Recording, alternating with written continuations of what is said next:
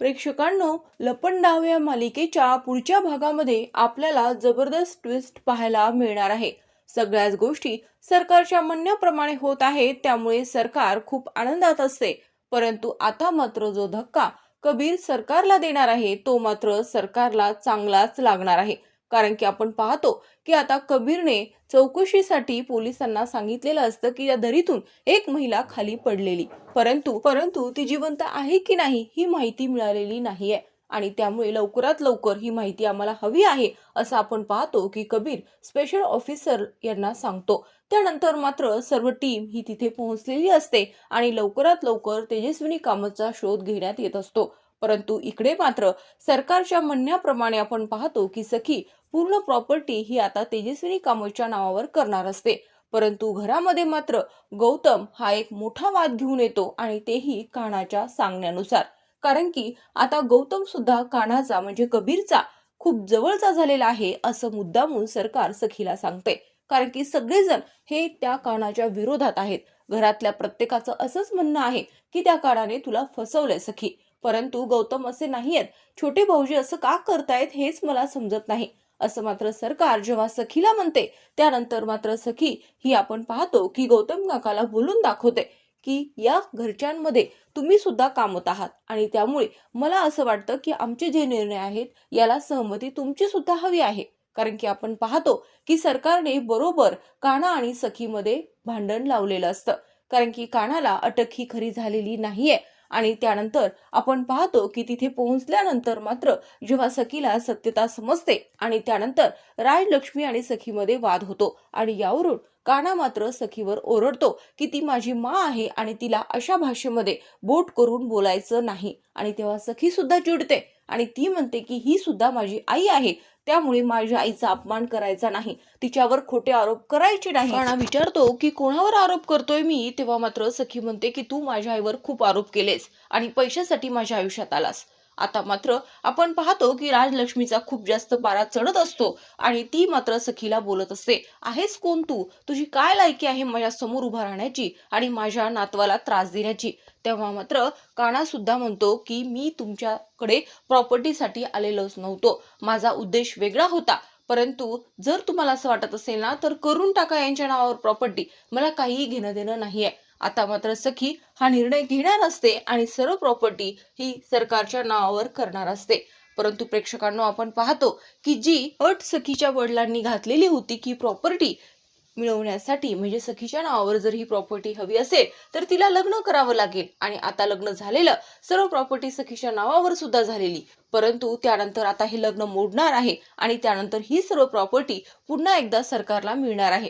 परंतु यासाठी सरकार खूप मोठं षडयंत्र आखते आणि त्यानंतर आपण पाहतो की गौतमला सुद्धा आता पूर्ण खात्री झालेली असते की ही मात्र माझी वहिनी नाहीये, ही तेजस्विनी कामतच आहे। यानंतर मात्र गौतम खूप मोठा वाद घरात निर्माण करतो। तो म्हणतो की वहिनी ठीक आहे, जर तुम्हाला असं वाटत असेल की या प्रॉपर्टीचे तुम्हाला काही घेणं देणं नाहीये आणि यानंतर तुम्ही मात्र ही प्रॉपर्टी आम्हालाच देणार आहात, तर मला सुद्धा माझी मुलगी आहे आणि त्यामुळे ही जी प्रॉपर्टी आहे याचे सुद्धा हिस्से होणार। यातली काही प्रॉपर्टी ही माझ्या मुलीच्या नावावर होईल, त्यानंतर परशुदादाच्या नावावर होईल आणि त्यानंतर सखीच्या आणि त्यानंतर तुमच्या, असं म्हटल्यानंतर मात्र सरकारचा पारा चढतो। कारण की आता गौतमला माहिती आहे की ही सरकार आहे आणि त्यामुळे हीच खरी संधी आहे आणि तेव्हा तिचा पारा चढेल, ती बोलून दाखवेल, ती चिडेल आणि तेव्हा सत्य समोर येईल असं गौतमला वाटत असतं।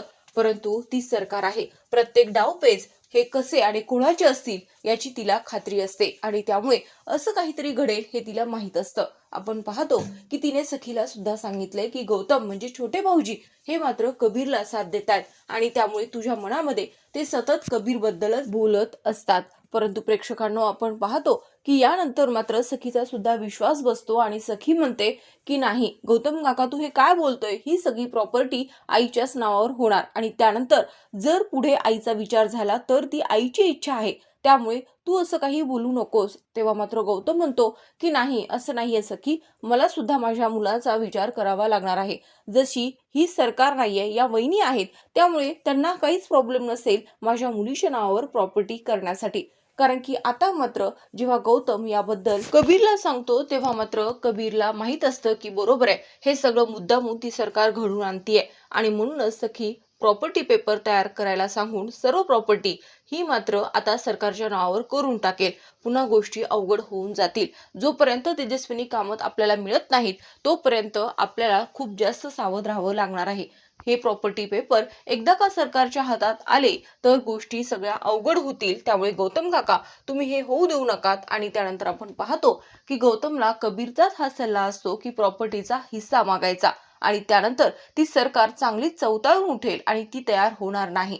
परंतु आपण पाहतो की सरकारला हा डावपेच गौतमचा माहित असतो आणि त्यामुळे ती सखीला हाताशी घेऊन तिचं काम करत असते आणि त्यामुळे सखी मात्र गौतमच्या या निर्णयाला नकार देते. ती म्हणते की माझ्या वडिलांनी ही प्रॉपर्टी माझ्या नावावर केलेली आणि त्यानंतर ही प्रॉपर्टी कोणाच्या नावावर करायची हे मात्र मीच ठरवू शकते. परंतु आपण पाहतो की त्यानंतर गौतम म्हणत असतात की सखी ठीक आहे, मान्य आहे, परंतु ही जी प्रॉपर्टी करतीयस तू तुझ्या आईच्या नावावर, मला काहीच प्रॉब्लेम नाहीये, परंतु त्यातला फक्त थोडासा हिस्साच मला माझ्या मुलीच्या नावावर हवा आहे. आता मात्र आपण पाहतो की सरकारचा निर्णय हा तिथे खूप महत्वाचा असतो. परंतु यामध्ये मात्र नंदाक्का ही जास्त संतापते, कारण की तिला सुद्धा त्या प्रॉपर्टीमध्ये हिस्सा हवा आहे आणि त्यामुळे जर मनस्विनीला जर काही कमी यामध्ये भेटलं तर ती मला काय देईल, ती तर मला काहीच देणार नाही. आणि यावरून मात्र नंदाक्का तिथे बोलते. ती म्हणते की असं कसं, सखी जर तिच्या आईच्या नावावर प्रॉपर्टी करतेय तर तिच्या आईचा निर्णय हा महत्वाचा आहे, ठीक आहे, परंतु यामध्ये सखीच्या वडिलांचं काय मत होतं हे सुद्धा तितकंच महत्वाचं आहे. आपण पाहतो की या सगळ्यांमध्ये आपल्याला आता नंदाक्काचा वेगळाच डाव हा आपल्याला तिथे दिसून येतो. गौतमचं असं म्हणणं असतं की सखीने 1 महिना जो घेतलेला आहे त्यानंतर निर्णय द्यायला पाहिजे, परंतु सखी म्हणते की काना आणि माझ्या मधला म्हणजे कबीर किर्लोस्कर आणि माझ्या मधला हा जो निर्णय आहे त्यासाठी 1 महिना हवा आहे. ही प्रॉपर्टी कोणाच्या नावावर करायची किंवा या प्रॉपर्टीचं काय करायचं हे तर मी आताच करू शकते काका. त्यामुळे आमच्या दोघांच्या निर्णयावर हा निर्णय मी थांबवू शकत नाही आणि त्यामुळे ही प्रॉपर्टी ज्यासाठी हे सगळं माझ्यासोबत घडलं आणि ज्यासाठी कबीर माझ्या आयुष्यात आला ती प्रॉपर्टी आता मला माझ्या नावावर नकोय आणि त्यामुळे ही प्रॉपर्टी मला माझ्या आईच्या नावावर मला करायची आहे, सरकारच्या नावावर करणार असते. प्रेक्षकांनो, परंतु या सगळ्यामध्ये सखी सांगते की माझा निर्णय झालेला आहे, यासाठी मला 1 महिन्याची गरज नाहीये. सखी आणि कानामध्ये जे काही वाद झालेले असतात त्याचेच हे परिणाम असतात आणि मुद्दामून आपण पाहतो की सरकारने हे घडून आणलेलं असतं. पोलीस स्टेशनमध्ये ती स्वतःहून कबीरसाठी डब्बा घेऊन जाते, सोबत सखीला घेऊन जाते, कारण की सरकारला गौतम कडूनच, कारण की गौतम जेव्हा कानाला बोलत असतो तेव्हा तिने ऐकलेलं असतं आणि तिच्याकडूनच तिला समजतं की हे सगळं कानाचं म्हणजे कबीर किर्लोस्करचं नाटक आहे आणि त्यानंतर मुद्दामून सरकार हे सखीच्या समोर आणण्याचा प्रयत्न करते. आणि इकडे मात्र आपण पाहतो की राजलक्ष्मीला समजलंय की काना त्या सखीमुळे तिथे पोलीस स्टेशनमध्ये आहे, तेव्हा मात्र तिचा सुद्धा संताप होतो आणि ती सुद्धा पोलीस स्टेशनमध्ये गेलेली असते आणि त्यानंतर तिथे त्या चौघांमध्ये वाद निर्माण होतो. आपण पाहतो की राजलक्ष्मी आता सरकारचा अपमान करते आणि त्यामुळे सखीला असं वाटतं की माझ्या आईचा अपमान या बाईने केलाय आणि त्यामुळे मात्र ती म्हणते की काना तुझी ही मा असेल नाही तर आणखीन कोणी, परंतु ही व्यक्ती माझ्यासाठी कोणीही नाहीये आणि त्यामुळे त्या सुद्धा माझ्याशी असं बोलू शकत नाहीत.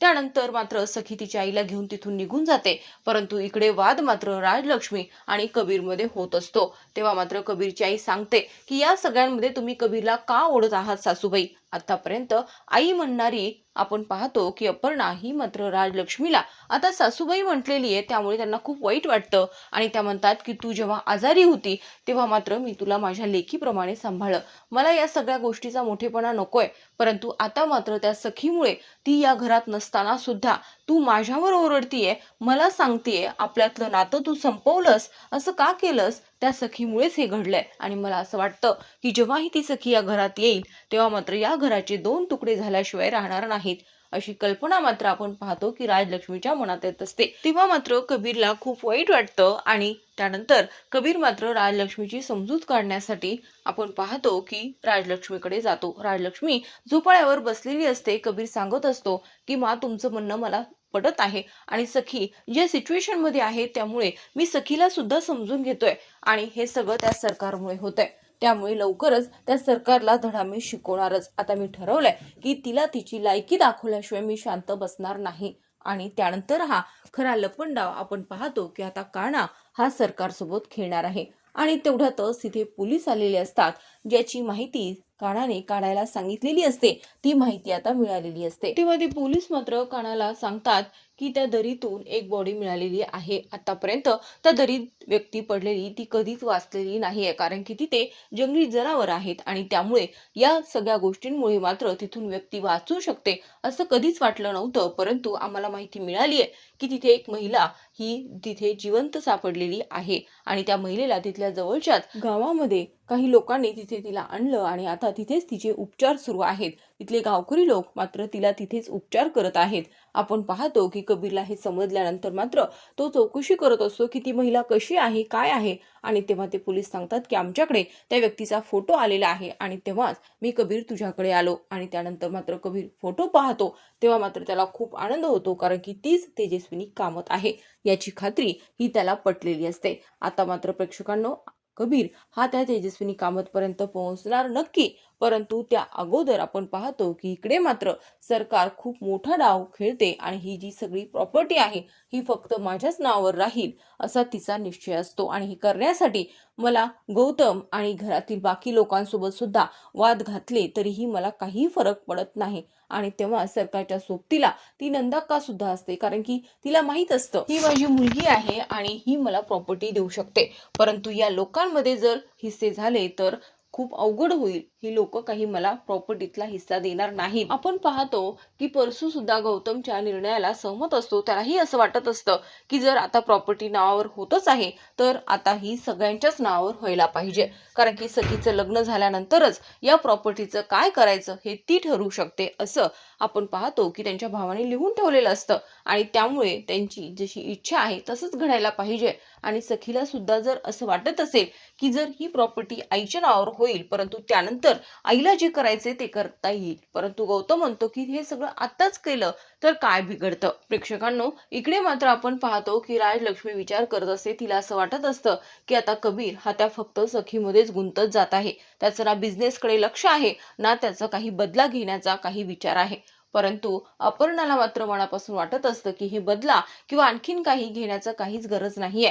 मला माझ्या मुलाचा संसार पाहायचा आहे आणि त्याचं जर सुख जर सखी सोबत असेल तर तीच या घरची सून होणार।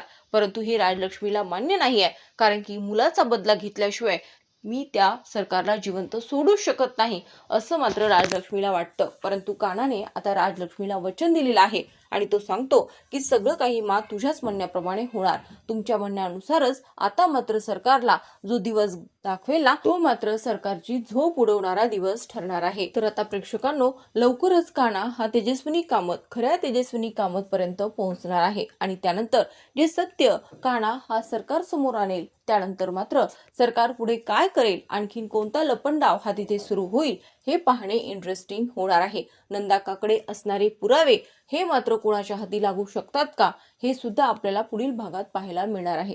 तर आता प्रेक्षकांनो, लपंडाव या मालिकेच्या लेटेस्ट अपडेटसाठी तसेच लेटेस्ट एपिसोडसाठी चॅनलला सबस्क्राईब करा। व्हिडिओ आवडला असेल तर व्हिडिओला लाईक आणि शेअर करायला मात्र विसरू नका।